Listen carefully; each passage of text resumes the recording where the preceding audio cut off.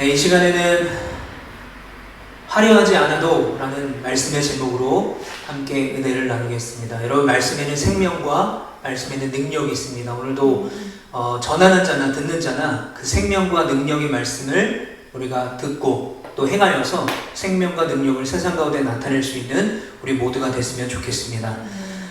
우리가 이제 먼저 데살로니가전서에 대한 배경을 좀 더 설명을 드리면, 사도행전의 16장을 보면 우리가 잘 알듯이 이제 바울의 2차 전도 여행이 시작이 됩니다. 바울이 원래 2차 전도 여행으로 소아시아로 다시 방문해서 그곳에 있는 교회를 건면하라고 했지만 하나님이 이 바울을 이끄셨어요. 그래서 소아시아 선교를 내려놓고 바울이 이제 빌립보, 터키에서 이제 빌립보로 넘어가게 됩니다.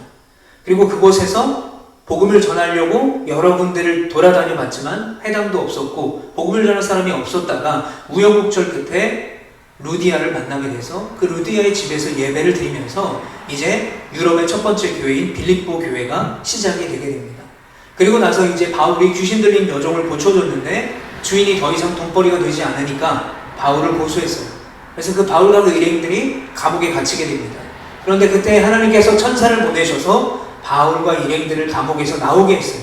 그런데 그 감옥을 지키던 간수가 자기의 책임으로 이 바울이 도망가게 됐으니 나는 어차피 이제 죽은 목숨이야 그러면서 자결을 하려고 했을 때에 바울이 그것을 막고 그에게 복음을 전합니다. 그래서 간수의 그 가족들이 구원을 받고 그리스도인이 되는 것, 그것이 바로 유럽의 첫 번째 교회인 빌립보 교회의 이야기입니다. 그러면 데살로니가는 어디냐? 바로 바울이 이제 빌립보에서 사역을 마치고 간 곳이 바로 데살로니가 지역입니다.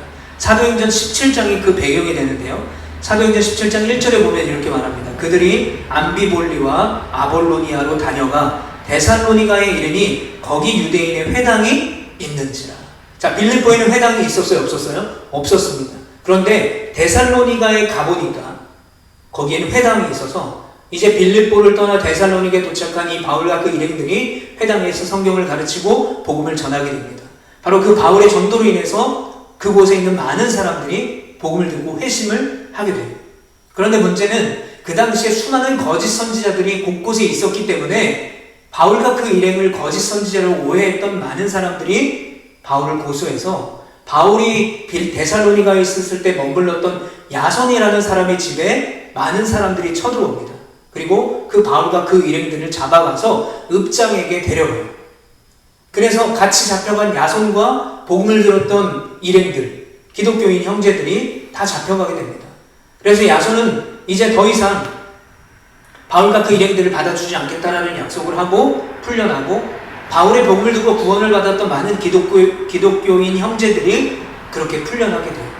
자, 이런 일이 생기니까 데살로니가 지역에 자꾸 분쟁이 생기고 고소가 생기니까 이제 바울이 어떻게 합니까? 더 이상 데살로니가에 있을 수가 없게 된 거예요. 그래서 그날 밤에 데살로니가 성도들이 몰래 바울과 그 일행들을 베레아로 야반도주 시켜요. 바울은 그렇게 급하게 데살로니가를 떠나게 된 거예요. 그런데 그곳에는 뭐가 남았습니까? 복음이 남았던 거예요. 복음을 듣고 구원받은 자들이 남아있었던 거예요. 그 구원받은 자들로 하여금 뭐가 시작되냐? 바로 데살로니가 교회가 세워지게 됩니다. 그리고 그 이후에 바울은 베레아로 갔다가 아덴, 지금의 아테네죠. 그리스의 아테네에 갔다가 고린도를 지나는 동안에 데살로니가로 또 가고 싶어 했어요. 왜냐하면 짧은 시간 밖에 머물지 못했고 더 많이 복음을 전하고 가르치기를 원했던 거예요. 그런데 여의치가 않았던 거예요. 상황과 환경이. 자, 그래서 바울이 아테네에서 고린도로 가는 그 도중에 데살로니가에 이 사람을 보냅니다. 바로 바울의 자식이라고 할 수 있는 수제자예요. 누구죠? 디모데를 보냈습니다. 왜 디모데를 보냈을까요? 데살로니가 교회 성도들이 너무 복음을 잘 듣고 잘 사니까 그들에게 맛있는 음식을 갖다 주러, 아니면 선물을 갖다 주러 보냈을까요? 아닙니다. 선물과도 같은 바울의 편지, 바로 데살로니가 전서를 디모데가 전해주러 데살로니가로 갔던 거죠. 자, 그래서 우리가 읽었던 이 데살로니가 전서 4장, 그리고 이제 마지막 장인 읽진 않았지만 5장이 나오게 되는데, 이 4장과 5장에는 특별히 이 데살로니가 교회 성도들을 향한 바울의 간절한 겉면의 고백이 담겨있는 편지입니다. 왜냐하면 이제 데살로니가 전서가 4장과 5장으로 끝나게 되니까, 끝나는 부분이기 때문에 더 간절하게, 더 강력하게 데살로니가 교회 성도들에게 권면했을 것입니다. 자, 왜냐하면요, 그곳에 바울이 얼마 동안 있었냐면 약 3주 정도밖에 있지 못했어요. 데살로니가라는 지역에. 너무 급하게 떠났기 때문에 3주 정도밖에 복음을 듣지 못했고 3주 정도밖에 바울의 가르침을 받지 못했던 성도들, 너무나 연약할 수밖에 없는 그 성도들을 남겨두고 왔기 때문에 바울은 이 데살로니가 전서에서 더 간절하게 하나님의 마음을 담아 편지를 썼던 거예요. 스콜라의 철학의 대부인 중세신학자 토마스 아퀴나스가 이렇게 말했어요. 한 권의 책을 가진 사람을 조심해라. 이 말이 뭐냐면, 한 권의 책만 읽은 사람은 그 한 권의 책만 읽었기 때문에 아집과 오만과 편견에 빠지게 된다는 거예요. 그리고 세상을 자신이 읽은 그 책 한 권으로 판단한다는 거예요. 끈과 백으로 나누고 확증 편향에 갇히게 된다라는 것입니다. 그래서 토마스 아퀴나스가 한 권의 책을 가진 사람을 조심해라 라고 이야기를 했어요. 그러니까 마치 이 데살로니가 교회 성도들은 바울이 보는 입장에서는 책 한 권밖에 읽지 못한 사람들처럼 보였던 거예요. 왜냐하면 더 풍성하게 가르치고 더 풍성하게 많은 복음을 그들에게 가르치고 싶었지만 상황이 여의치 않아서 그곳을 떠날 수밖에 없었기 때문에 바울이 보기에 데살로니가 교회 성도들은 바로 초보 성도들이었어요. 너무나 연약한 초보 성도들이었습니다. 제가 오늘 이제 차를 타고 이제 교회에 오는데 도로에서 초보 운전차를 보게 됐어요. 그런데 번호판을 보니까 하예요. 하로 돼 있었어요. 그래서 하도 저렇게 리스 차인데 초보 운전을 붙일 수 있는가? 라고 생각을 해봤어요. 자, 초보 운전이 제일 힘든 게 뭡니까? 차가 너무 많은 게 힘든 거 아닙니까? 그래서 실제로 라디오에 어떤 사연이 있었는데, 운전을 이제 막 한 지 얼마 안 됐던 사람이 회사에 가는데 9시에 출근인데 새벽 4시에 나간다는 거예요. 왜냐면 새벽 4시에 나오면 도로에 차가 없으니까 안 무섭다는 거예요. 그러니까 차가 없어도 무서운데 막 옆에 덤프차가 지나가고 막 빵빵거리고 막 쌩쌩 지나가면 이 초보 운전자가 얼마나 무섭겠어요. 그 당시에 제가 앞서 말씀드린 것처럼 그 당시에 큰 문제가 뭐였냐면요, 당시에 로마 세계에는요 수많은 떠돌이 종교인들이 있었어요. 떠돌이 철학자들이 있었다는 거예요. 그래서 이 사람들은 뭐 하냐면 도시 이곳저곳을 다니면서 그곳에 있는 실세들에게 아첨을 하고 잘못된 철학과 잘못된 종교를 가르치고 지식을 전파해서 돈을 뜯어내고 다녔다는 거예요. 그래서 이 바울과 그 일행들이 그 야손의 집에 있을 때 고발과 고소를 당한 이유도 바로 여기에 연장선이 있었을 거예요. 아마도 이런 사람들이 그 당시에 수많은 지역에 너무 많았기 때문에 데살로니가에서도 바울과 그 일행들이 그런 오해를 받았던 것 같습니다. 자, 그래서 바울 입장에서는 이 데살로니가 성도들이 너무 초보 신앙인들인 거예요. 그리고 물가에 내놓는 아기들처럼 안타까웠을 거예요. 그래서 바울은 이 데살로니가 전서에서 그 초보 신앙인들에게 이것만 꼭 기억하고 실천해라. 막 장황하게 여러 이야기 하지 않아요. 왜요? 들을 기가 없기 때문에. 초보 신앙인들이니까 간단하고 명료하게 두 가지 핵심적인 가르침을 이 데살로니가 전서에서 가르치고 있습니다. 오늘 본문에 그 말씀이 나오는데요. 첫 번째, 배운 대로 거룩함을 지키라 라고 말합니다. 배운 대로 거룩함을 지키라. 사도 바울이 뭐라고 말하냐면요, 배운 대로 행하라는 거예요. 내가 비록 3주밖에 너희들과 함께 하지 못했지만 내가 너희에게 가르친 대로, 너희가 배운 그대로 행하라. 뭐예요? 기본기를 잘 지키라는 거예요. 기본기도 안 돼 있는데 이것저것 응용하려고 하지 말라는 거예요. 신앙의 기본기 중에 가장 중요한 건 뭐예요? 거룩함을 끝까지 지킬 것을 말씀하고 있습니다. 자, 1절 세 번역 성경으로 읽어보면 이렇습니다. 우리 함께 같이 한번 읽어보겠습니다. 시작. 그러므로 형제자매 여러분, 마지막으로 우리는 주 예수 안에서 여러분에게 부탁하며 권면합니다. 여러분은 어떻게 살아야 하며 어떻게 하나님을 기쁘시게 해야 할 것인지를 우리에게서 배운 대로 하고 있으니 더욱 그렇게 하십시오. 자, 바울이 굉장히 친절하게 말하고 있어요. 이 초보 신앙인들에게 뭐라고 말하냐면 당신들이 지금 배운 대로 잘하고 있으니 놓치지 말고 잊어버리지 말고 더욱더 그 거룩함을 지키며 살아가십시오 라고 권면하고 있습니다. 여러분, 제가 기타를 가르치다 보면 끝까지 기타를 잘 배우는 학생들이 있고요, 며칠 안 돼서 몇 주 안 돼서 쉽게 포기하는 학생들이 있어요. 차이가 뭘까요? 뭐 음악적인 재능의 차이도 있겠죠. 또 뭐 연습용 기타냐, 아니면 뭐 막 300, 400만 원 하는 좋은 기타냐, 뭐 이런 차이도 아마 미세하게 있었을 거고요. 저처럼 손가락이 짧은 사람들은 기타 치는데 더 핸디캡이 있고, 내 손가락이 긴 아이들은 기타 치는데 더 편하겠죠. 물론 이런 차이도 다 영향이 있겠지만 끝까지 잘 배우는 학생과 배우지 못하는 학생의 가장 큰 차이는 뭐냐? 바로 기본기예요. 기본기. 크로매틱이라는 연습이 있습니다. 손가락 하나로 계속해서 연습하는 거예요. 자, 이 연습을 처음에는요 매일 해야 됩니다. 왜냐면 그래야 기타 코드를 잡을 수 있는 손가락 모양이 쉽게 나와요. 왜냐면 이게 기타 코드의 손가락이 아직 익숙지 않기 때문에 계속해서 이 크로매틱 반음계 연습을 해야 됩니다. 그리고 그렇게 해야 손가락 끝에 굳은 살이 생겨요.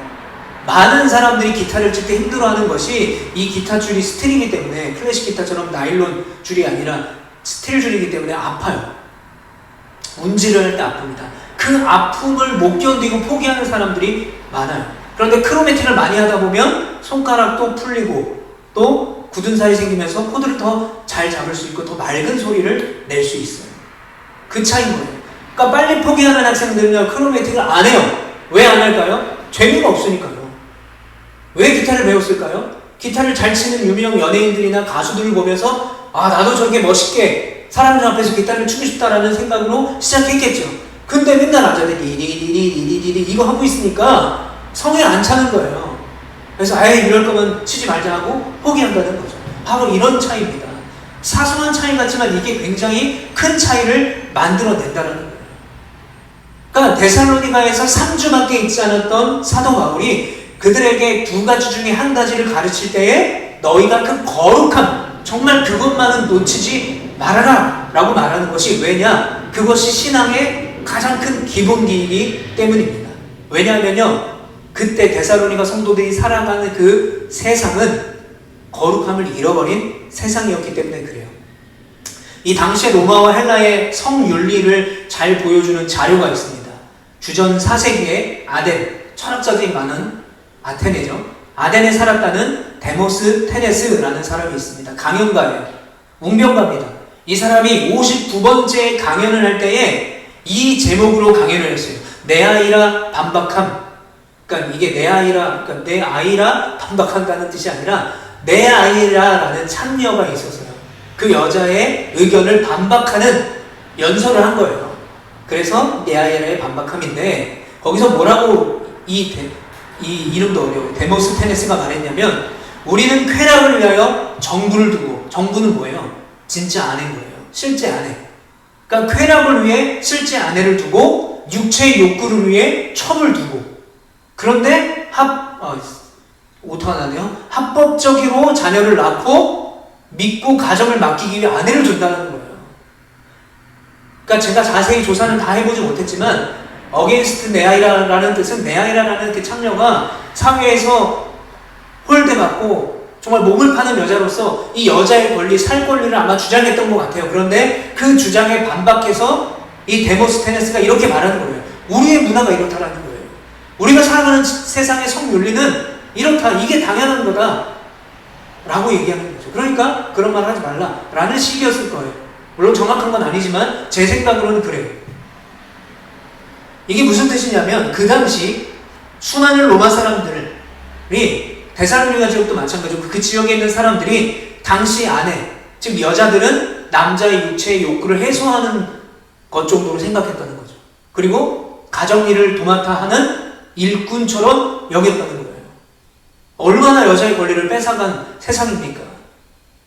이런 세상을 살아가고 있는, 이런 세상을 배경으로 두고 있는 수많은 이 데살로니가 성도들에게 뭘 얘기하는 거예요? 너희는 다르게 살아라 라는 거예요. 다르게, 구별되게 살아라. 그래서 3절부터 6절에 이렇게 말해요. 하나님의 뜻은 이것이니 너희의 거룩함이라 곧 음란을 버려라 라는 거예요. 왜? 다른 사람들처럼 음란함을 버려라. 너희는 구별되게 살아야 된다. 각각 거룩함과 존귀함으로 자기 안에 대할 줄을 알고. 그 당시에 성윤리와는 완전 반대되는 구별된 행위를 가르쳤다는 거예요. 하나님을 모르는 이방인과 같이 세욕을 따르지 말고 이 일의 분수를 넘어서 형제를 해하지 말라. 그러니까 간음을 통해서 형제의 아내를 취함으로 그런 성윤리가 당연한 세상을 살아갔던 많은 사람들의 그런 일들로 하여금 다른 사람의 형제의 가정을 파괴하지 말라라는 거예요. 그러니까 너희들은 적어도 복음을 들었다면 그 당시에 성윤리를 따라가는 것이 아니라 성가치관을 따라가는 것이 아니라 말씀을 따라 거룩하게 살아라 라고 첫 번째 중요한 가르침을 하고 있는 것입니다. 그렇게 바울은 무엇보다 먼저 그 이방인들의 음란한 문화에 휩쓸리지 않아야 된다고 가르치고 있습니다. 너희들이 지금 잘하고 있는데 그 이방인들의 문화, 성윤리를 더 이상 따라가면 안 돼. 휩쓸리면 안 돼 라고 가르치고 있는 거예요. 자, 그래서 어떤 일이 벌어졌냐면 그 당시에 이 데살로니가 지역에 유대교에 관심을 보이고 또 유대인들로부터 차별 대우를 받으면서도 이 바울이 전한 복음을 들었던 그 회당의 예배에 참석하고 말씀을 배우는 이방인들이 나타난 이유가 뭐냐면 바로 저 이유라는 거예요. 뭐예요? 구별된 삶을 사는 그리스도인들을 보며 아, 우리도 저렇게 살아가고 싶다 라는 생각이 들면서 유대교인들에게 차별 대우를 받아가면서까지도 복음을 들었던 사람들이 나왔다는 거예요. 왜요? 그들이 뭐 그렇게 했더니 교회를 열심히 다녔고 믿음이 있었다 없었다를 판단하기는 어렵지만 그런 문란한 성윤리 가운데 살아가만 했던 사람들이 보기에는 믿는 자들의 모습이 자신들의 모습보다 적어도 훨씬 고귀해 보였던 거예요. 구별된 자들의 그런 윤리를 가지고 살아가는 그 가정이 자신의 가정보다 훨씬 더 아름다워 보였던 거예요. 그러니까 구별된 거룩함을 가지고 사는 믿는 자들을 보고 믿지 않는 자들이 영향력을 받았다는 거예요. 이게 그래서 바울이 첫 번째로 이 데살로니가 교회 성도들에게 초보 신앙을 가지고 있던 데살로니가 교회 성도들에게 거룩함을 잃지 말라고 강조했던 이유입니다. 자, 두 번째 가르침은요, 바로 이웃을 사랑하라 였어요. 이웃을 사랑하라. 자, 데살로니가에 이제 편지를 전해주고 디모데가 돌아왔습니다. 그리고 디모데가 이제 데살로니가 갔더니 아, 그 교회 성도들이 이렇게 살아가고 있고 또 거기에는 어떤 일이 있고 저런 일이 있고 이제 자신이 겪었던 이야기를 바울에게 보고할 것 아닙니까? 그러니까 바울이 들어보니까 이 데살로니가 교회가 형제 사랑을 잘 실천하고 있다는 것으로 들렸어요. 그래서 오늘 본문의 9절에 보면 형제 사랑에 관하여는 내가 너희에게 쓸 것이 없다고 말해요. 이게 뭐예요? 말할 것도 없어. 형제 사랑에 대해서는 내가 너희에게 말할 게 없다라는 거죠. 뭐예요? 그만큼 잘하고 있다는 거예요. 이웃을 잘 사랑하고 있다는 거예요. 아마도 이 데살로니가 교회는 그 근처에 있는 빌립보 교회와 또 베레와의 형제들, 믿는 형제들과 함께 교제하는 것을 즐거워했던 것 같아요. 연합이 잘 됐던 것 같습니다. 자, 그런데 바울이 이 데살로니가 교회를 그렇게 칭찬하면서 잘하고 있어 라고 하면서 한 가지를 덧붙여요. 바로 11절과 12절 말씀인데 같이 한번 읽어보겠습니다. 시작. 또 너희에게 명한 것 같이 조용히 자기 일을 하고 너희 손으로 일하기를 힘쓰라. 이는 외인에 대하여 단정히 행하고 또한 아무 궁핍함이 없게 하려 함이라. 아멘. 너희들이 형제 사랑을 잘하고 있어. 빌립보와 베레와 형제들과도 잘 교제하고 너무나 멋져. 그런데 너희들이 앞으로 더 이웃사랑을 하기 위해서는 이렇게 살아야 돼 라고 해요. 그러면서 조용히 자기 일을 하고 너희 손으로 일하기를 힘쓰라. 생계를 위한 일이나 집안의 일을 열심히 하라는 그런 말이에요. 그러니까 이웃에게 피해를 주지 말고 이웃에게 모범이 되는 삶을 살 것을 강조하고 있던 거예요. 제가 이 말씀을 준비하면서 저에게 찔림이 굉장히 많았어요. 아, 말이나 행동이나 생각이나 조심해야 되겠다. 아내가 얼마 전에 우리가 좀 말을 좀 고쳤으면 좋겠어 라고 얘기했는데 그게 맞는 말이더라고요. 이 말씀을 보니까 아, 내가 하는 말이, 내가 하는 생각이, 내가 하는 행동이 그게 아무도 보지 않을 수도 있고 사소한 거였을지도 모르겠지만 아, 이게 정말 이웃을 사랑하는 일이구나 라는 것을 깨닫고 회개하게 됐어요. 제가 예전에 이제 경주에 사역할 때 성지순례를 갔던 적이 있습니다. 근데 이제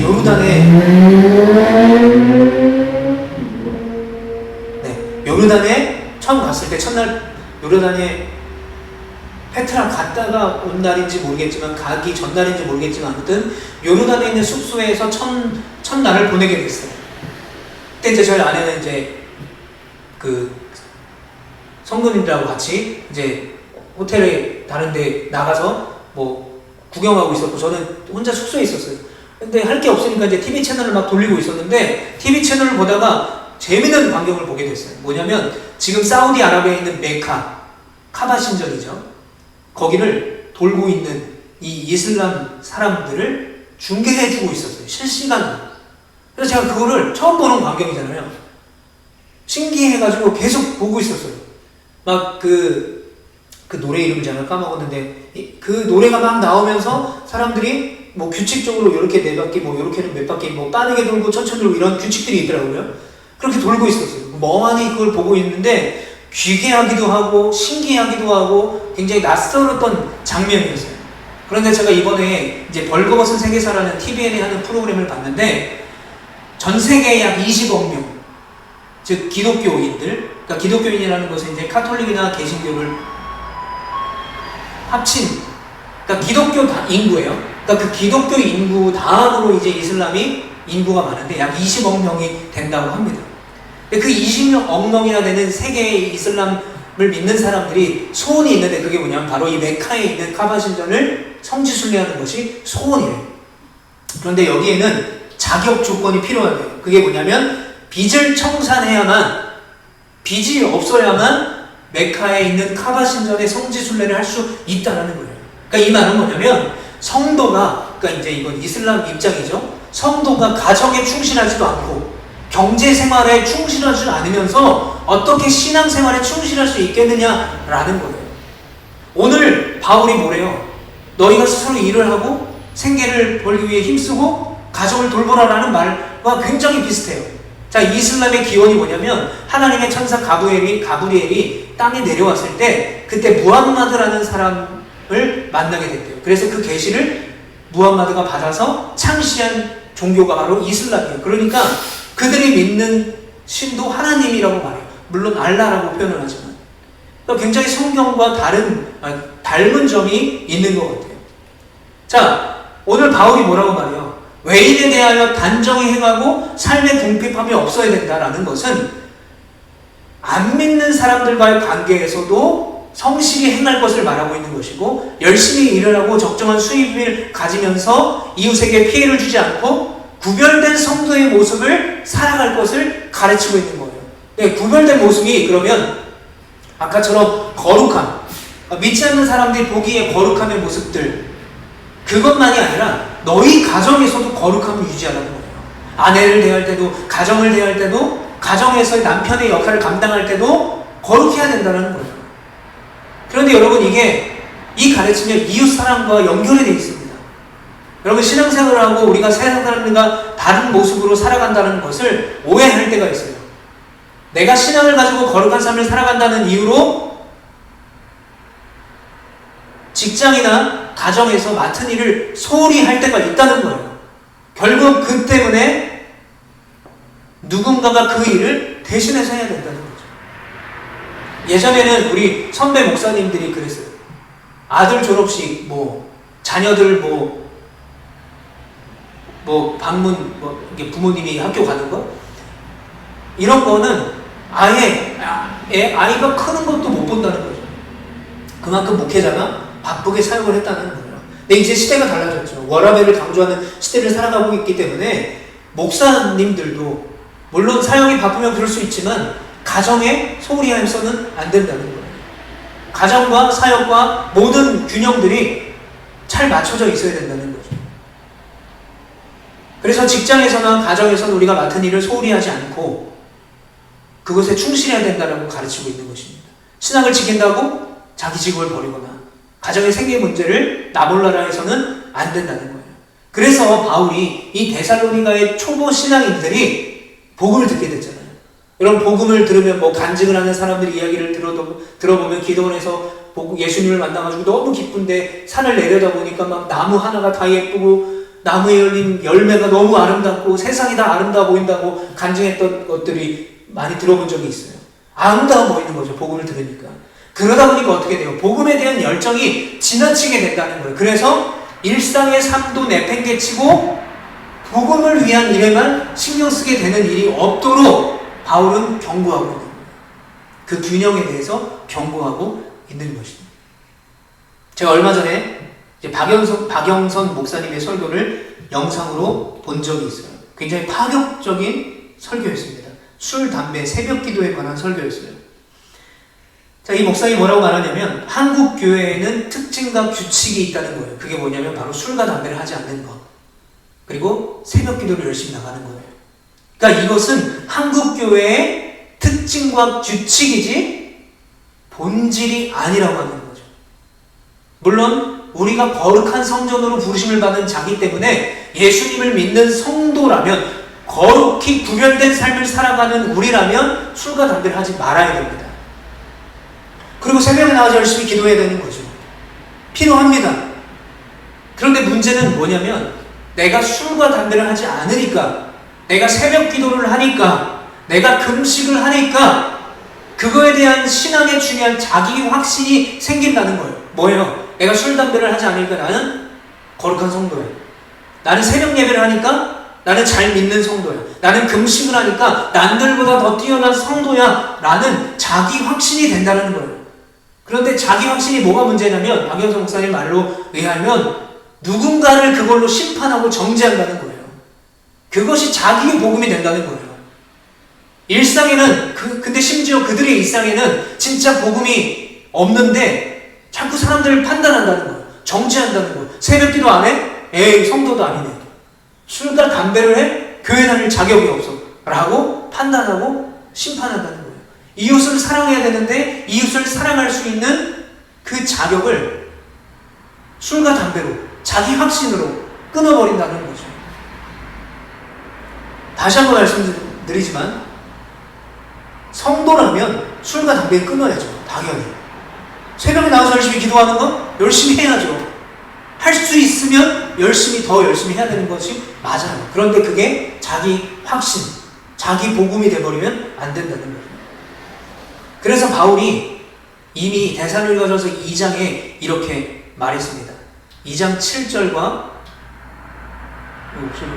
2장 7절과 11절을 보면요, 제가 읽어드리겠습니다.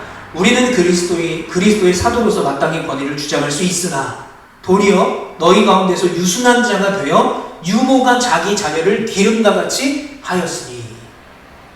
자, 11절을 보면 너희도 아는 바와 같이 우리가 너희 각 사람에게 여기 있군요.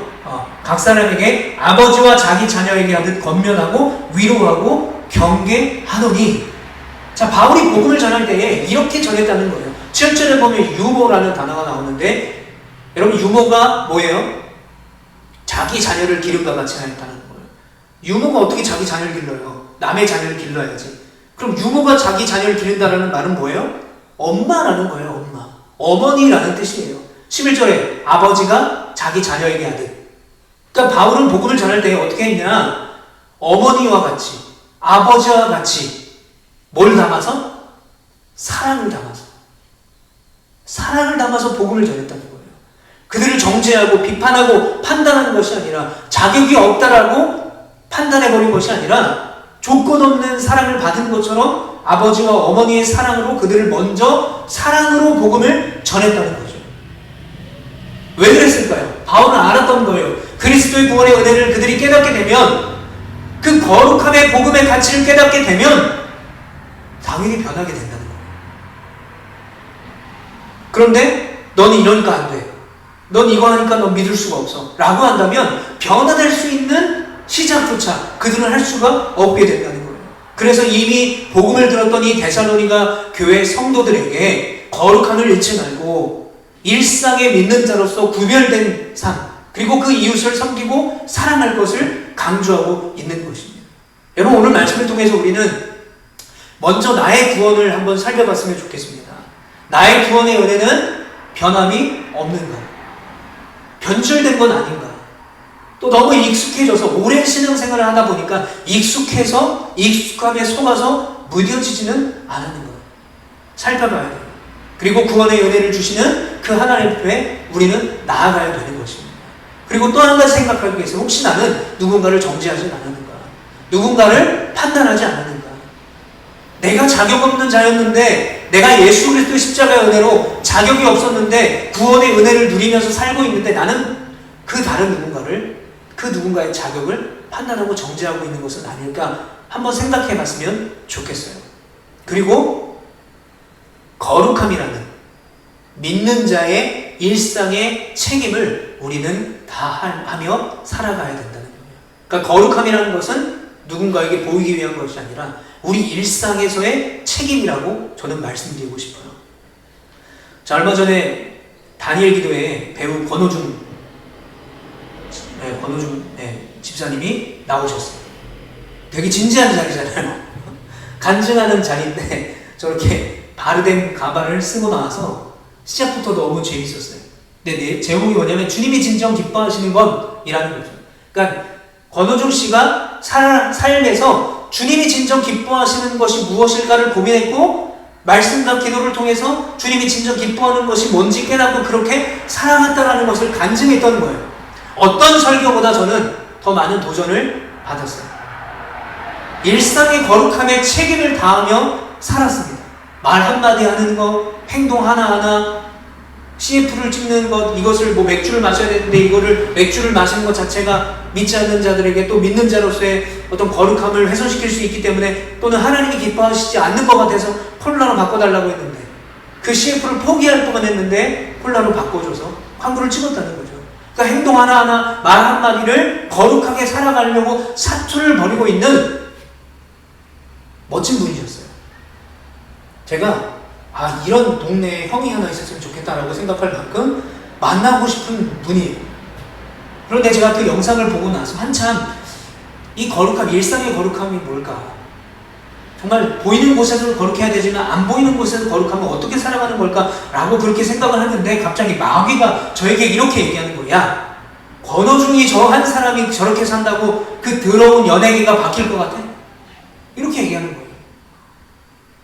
그리고 얼마나 갈 것 같아?